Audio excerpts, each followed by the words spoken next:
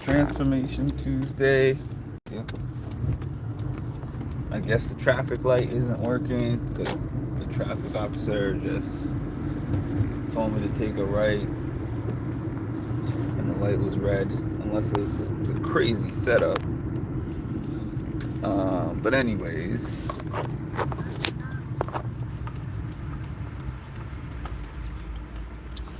give me. You know what? I still have time. All right. It's Transformation Tuesday. Happy Transformation Tuesday, everybody. It's Mark, Mindful Reality.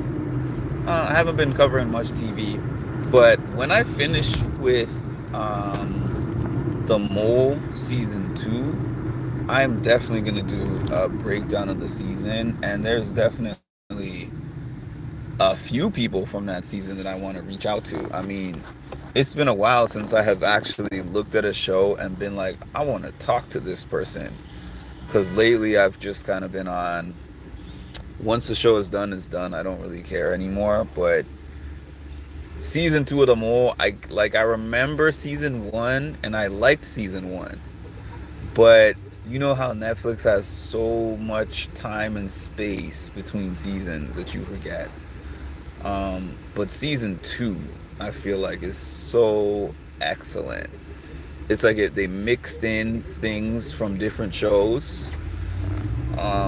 There's so many cool twists about it. I just feel like this thing has me on the edge of my seat. If it wasn't for the fact that I only really get to binge watch anything if I watch it on the weekend. So I started it on a Sunday, I think, and I watched half the season, and then I watched half of episode 6 while I was on the treadmill this morning, but I had to rush off the treadmill because I had to get back home.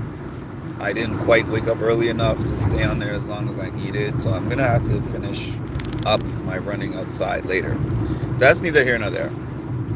But I'm gonna recap them all when I finish the whole season because I don't want to do a mid-season or it's already out completely and please, and I'm late on watching it, so there's no need for me to really do that. But go watch that if you haven't. It's a good show. Why? I was gonna title this something different, but people get triggered by titles, so I changed the title. I was gonna make this title "Why I Don't Choose Violence" on this channel, and essentially I'm saying the same thing when I say why I choose peace and love. It's just a different way to word it. If anyone remembers Turner, shout out to my dog at the crib, Turner, from season 24, who came in third place on that season with peace and love. And he used to say that all the time before he would say something. You are the most disrespectful piece of trash on the planet with peace and love. Oh, by the way, the fall colors. I love the fall colors. Ignore that bird crap on the car. I just washed my car last week too. And this bird was just disrespecting my windshield. Anyways, I had a YouTube page very early on in the YouTube game, when YouTube was very early on in the game.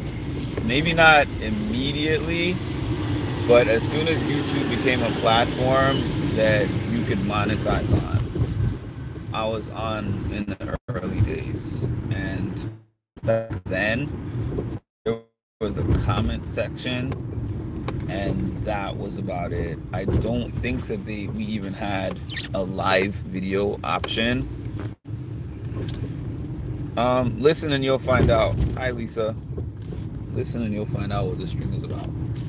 Or if you don't want to listen, you don't have to. But anyways, the point of the matter of what I was trying to say, I had a YouTube very early. There was no YouTube.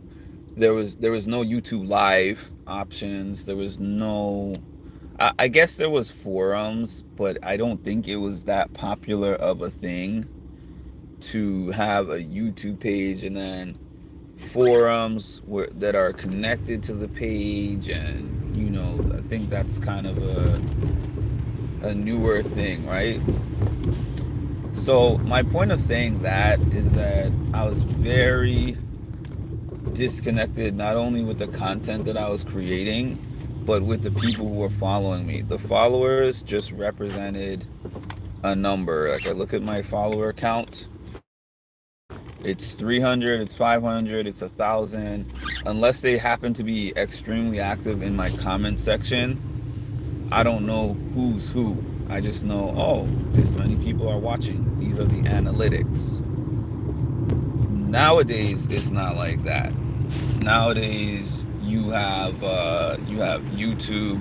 I personally, I can't speak for any other content creators, but I personally have made myself pretty accessible over the past 2 years. From 2022 to 2024, I've made myself more than 2 years, like 2 years and some change. I've made myself pretty accessible. Whether that is Discord, whether that is throwing out my email address, like a couple people have my phone number. There's Instagram. Like, I make multiple ways for people to be able to access me. And so I'm going to say this in as general a way as I possibly can. There's people on my page that deserve to be blocked, plain and simple. And other pages and other people on other pages block people expeditiously, right? My channel, I have blocked plenty of people, but you only see me blocking people if they're an obvious troll. Like, if they come on here and they say stupid things, like some of these comments are like bot comments. Some people are like, oh, you look like Kanye, you look like what's that guy's name, Gideon. Or they come on here, they'll make like Diddy comments, like those kind of things. Yeah, those are instant blocks. But other channels I know block for other things too, and I generally tend not to do that. And the thing is, I have some that are not people, friends, family. I mean, not a lot of that. There's not a lot of them. I'm not saying it's like a big section of my page, but the thing is, it's enough. And there have been times where they have actually reached out to me and told me, if I were you and if I were in this situation, I would just block this person. The only reason why I usually don't go to those lengths unless I have to is because I operate this page the same way how I would operate one of my counseling groups in real life. And I'm not trying to say that I'm counseling y'all, even though I do give a lot of the same stuff that I would say in those groups are some of the same things that I say when I'm not talking about TV shows. I mean, a lot of the stuff that I say to y'all is stuff in those groups in a sense. But that's not what I'm trying to say, is that I'm counseling y'all. It's that when I go to lead a group, I recognize that there's many different personalities in my group. And I recognize that there's people who are going through various things. I realize that, y'all don't know every detail about me, but you know a lot more about me than I know about any of you. There's a few exceptions to that where people have connected with me and shared other things more than what I will get from a comment section, a chat section, or a forum or whatever. And I'll know little tidbits. But like 95% of you, I don't know nearly as much about you as what you see or know about me. So I don't know your functioning level. I don't know like mental health history. And again, I'm saying this all with peace and love. You know what I'm trying to say? Like, I don't know your job situation. I don't know your life circumstances. I don't know the types of people that you have in your life. I don't know if you're in some kind of abusive relationship or have been in one in the past. I don't know if you're currently going through something financially, emotionally. You know, like there's so many things that I don't know, that this might be something that represents some kind of stability for them, or it might be some kind of hope for them. And that's the reason why I say I treated the same way I treated my groups, because I remember in my groups, sometimes people would be in my groups talking spicy to me.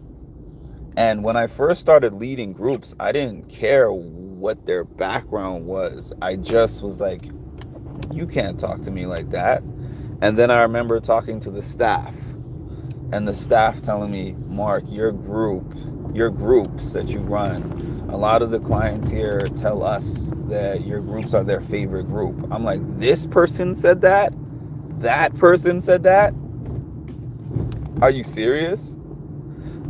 That's the most disruptive person in my group. That's the person who tells me you suck at running groups and I could do better than you. Like, that person is telling you that my group is their favorite group? Yeah. And then something my boss said kind of stuck with me. Like, you don't know what a person is coming in with. So you're just hearing what they're saying to you, but you don't know what they're coming in with. Now, the only way, aside from the trolls, aside from the people that are just clearly trolls, the only way that I have really let somebody go, based on the way they talk to me, or based on information that I've heard or seen or whatever, because I'm being generic, is if they're doing something actively, aside from being in their feelings, if they're doing something actively to like sabotage me or disrespect me or try to impact my channel negatively, that's the only way. Everything else, I might see it, I might hear it, and I might know about it. I just ignore. Like, when it comes to that kind of thing, I will disconnect with the person versus just getting rid of them. If they choose to leave after I disconnect, that's fine. But I try my best to be all inclusive. I'm having a fine day. I'm actually, funny enough, heading to a client that I've spoken about on my channel before. It's told me all kinds of things. I'm incompetent, blah, blah, blah. And then they said, oh, we have a new person to give you instead of Mark. And then when they presented her with that potential new person, she didn't even meet or speak to that new person. Just knowing that somebody was going to be servicing her instead of me, she was like, absolutely not. And here I am going back to that same person. So it's funny.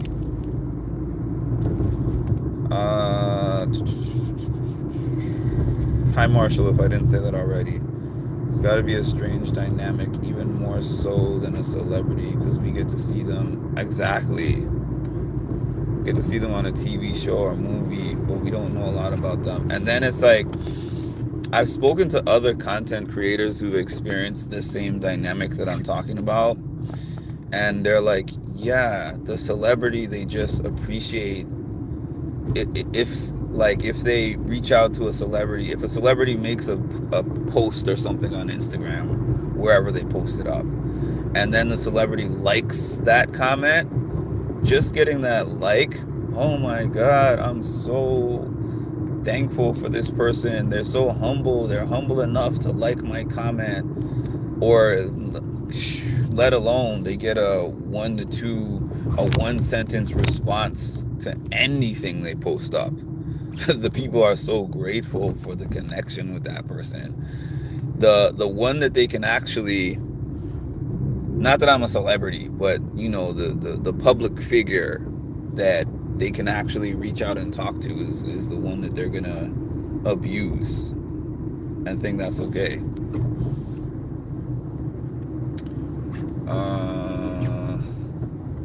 A bit frazzled. Sorry to hear that.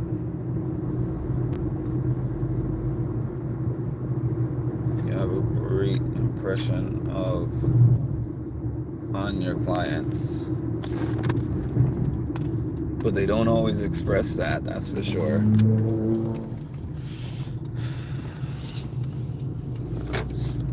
I'll give you an example. Well, I don't have enough time for the example, but when it comes to the clients, there was something I was going to say at the beginning. My job compared to, let's say, a doctor, right? Somebody goes to a doctor, and I was talking to my doctor about this exact thing. Somebody goes to the doctor because they have some kind of physical problem and they need assistance with resolving that problem, which the doctor can either help them with themselves, or the doctor can refer them to somebody else, a specialist or something, for them to get that help. But anyways, that's not the point of what I was saying. They value the doctor's time more because they get so much less of it. And they feel like the doctor's doing more for them, which, I guess they probably are. But in some senses, right? The doctor, if you want to go to your doctor, like you have a problem with your knee or something, the doctor, you won't even talk to the doctor directly at that point. You're going to talk to the scheduler, the secretary. We call them schedulers in my hospital that I work for. But the secretary is going to be like, the doctor has available November 19th at 4 p.m. And then the next thing they have is March 7, 2025. If I said that, my clients would be like, or I can just get another care manager, or I can disenroll from your program. The doctor says that, they're like, shoot, I'm going to figure out how to clear out November 17th at 4 p.m. because I don't want to wait until March 2025. So it's even the same thing within my work field. Like, I always find that there's so many parallels. YouTube, this job that I'm doing, but the thing that makes me allow more within this platform than other places is, just like I said, it's a free, open platform where I talk to a bunch of people who I mostly don't really know personally, so I can't really get the best read on them. I had somebody who was on my YouTube page who was like extremely, extremely disruptive. And I'm sitting here saying to myself, is this person genuinely trying to disrupt my page, or am I just misinterpreting it, or do they have things going on in their life? I asked that person, I got a weird answer that did not answer my question, but then I said to myself from there, how much does that matter? If I have the answer to that question, how much does it matter? Is it true? Can I fact check what they're telling me? No, I can't really. Do I need to? What's the purpose? It's not like at my job where a person being on my caseload represents a big dollar figure for a company. It's just like, this is just a person who's here, and I deal with them as they're here, and if they decide they don't want to be here anymore, then they leave. I won't even notice until I don't notice. So basically what I'm trying to say is, I err on the side of letting people be them, do them, feel how they feel, and do whatever they want to do. Think however they want to think, as long as they're not doing something that actively disrupts my ecosystem and, you know, what I've built and what I have going on. I let them rock. And that's pretty much it.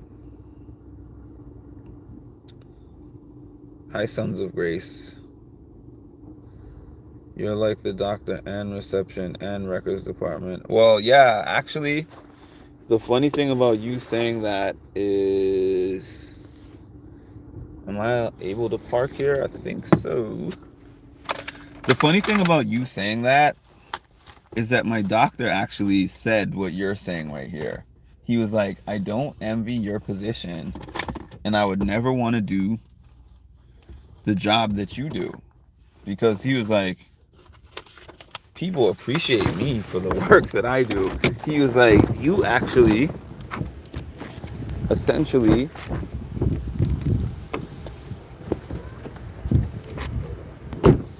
do more than what I'm doing and get little to no appreciation for it. He's like, in my line of work, he's the one who actually told me that exact thing that I'm saying. Like, in my line of work, people come to me for resolutions to their problems and they seek me out. In your job, you seek them out. You know, like they don't come to us for the most part and say, hey, I need help. It's more like, okay, this person is in the hospital, somebody runs over from the enrollment team, oh, we can do this, and this for you. And then it's like, boom, this person is on your caseload, Mark. Go talk to them and convince them of why they need you and what you can do for them. And usually they're like, I don't really need you. Like, leave me alone. Why are you calling me? Why are you visiting me? Whereas for the doctor, you are everything in this job, for real. You are, because you make your own schedule. You talk to these people directly. When something doesn't work out for them, even things that are not pertaining to you, you're the face of those things. Like if somebody wants to get into a new housing, they want to get Section 8 or something, or they want to get into some kind of housing that they can get into via housing voucher, I can help them put in the application. People wait months, years to get on those housing lists. But if they call the I forgot what it's called, HUD. If they HUD, they'll stay on the phone and wait for somebody on the phone. Or if they're trying to call like Social Security, they'll wait on the phone for hours sometimes, and then they'll talk to somebody for 5 minutes who doesn't really answer their question. Then they have my work cell phone, my trusty work cell phone. This is the complaint line. Man, oh man. I'm glad I've gotten back to a point where I can laugh about this stuff again, because there was a point in time where I was so frustrated. I was so frustrated that this stuff wasn't even funny to me. It's funny to me now because I can only worry about things that are honestly within the realm of my control. You can yell at me for HUD not putting you in a house immediately, or you could yell at me for your SNAP benefits getting canceled, or, you know, all these things that have nothing to do with me. I'm actually the person who's just another set of hands and another voice to assist you with all these things. I don't have any special access that they don't have. I don't have any backdoor way to get into these things that they are not able to get into, even though they think that I do. It's just a simple matter of I can make the calls, wait on hold for them. I can assist them with filling out the applications. That's it. I mean, we don't really have a power to do anything to change their circumstances directly, and they don't necessarily even appreciate you for what you do. But anyways, I have to go. And thanks for tuning in. Make sure to like, comment, subscribe, and hit the notification bell to get notified of when I drop some more great content. Thank y'all.